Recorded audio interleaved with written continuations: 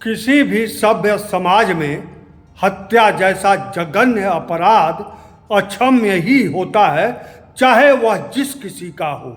लेकिन समाज के एक सजग प्रहरी पत्रकार की हत्या के बाद जो सवाल उठते हैं उस पर सोचिए, मनन कीजिए, देखिए, आइए समझते हैं। उत्तर प्रदेश के फतेहपुर जिले में ANI एशियन न्यूज एजेंसी के संवाददाता पत्रकार दिलीप सैनी की निर्मम हत्या कर दी गई और सभी हत्यारे पकड़े गए। मुख्य आरोपी अभी फरार है। पुलिस के अनुसार करोड़ों रुपए की प्रॉपर्टी विवाद में यह हत्या हुई। हत्यारोपित लेखपाल भी पकड़ा गया।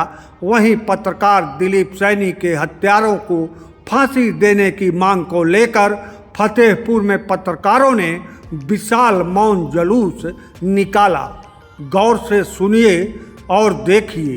पत्रकार और पत्रकारिता बहुव्यापक है। इसमें अर्थ बहुत से निकलते हैं और बहुत बारीक वैचारिक अर्थ होता है। लेकिन समाचारों की दुनिया में कठिन शब्द प्रयोग नहीं करने होते। कठिन शब्द प्रयोग की मनाही होती है। सतही शब्द ही प्रयोग होते हैं जिससे सभी को समझ में आए। बचा के पत्रकार किसे कहते हैं, थोड़ा सोचकर विचार करते हैं।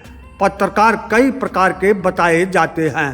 पहला पत्रकार जिसे सरकार पत्रकार मानती है, ऐसे पत्रकारों को सरकार मान्यता देती है और कुछ सुविधाएं भी देती है, जैसे मुफ्त बस यात्रा, मुफ्त रेल यात्रा, मुफ्त सरकारी दवाई, रियायती आवास आदि।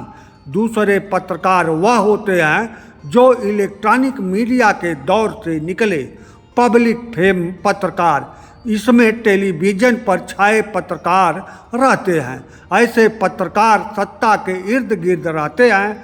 यह नौकरी पेशा है तो मालिक का हित साधते हुए ज़्यादातर सत्ता के करीब होते हैं।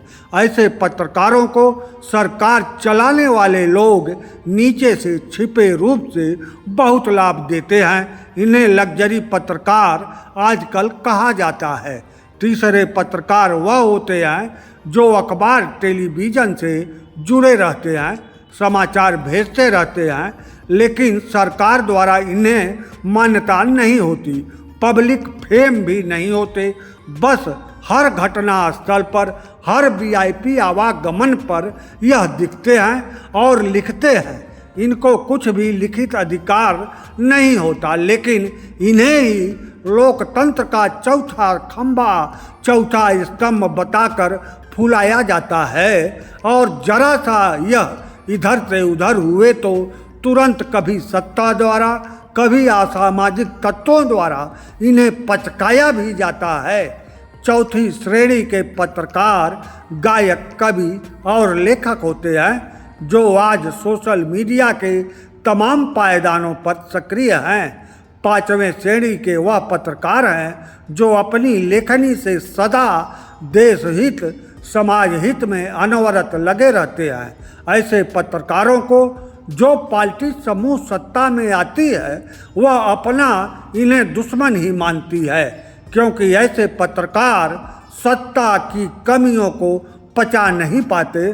और ऐसे पत्रकार मजबूत होते हैं क्योंकि बिना मजबूती के राष्ट्रहित, समाज हित सोचा और किया ही नहीं जा सकता।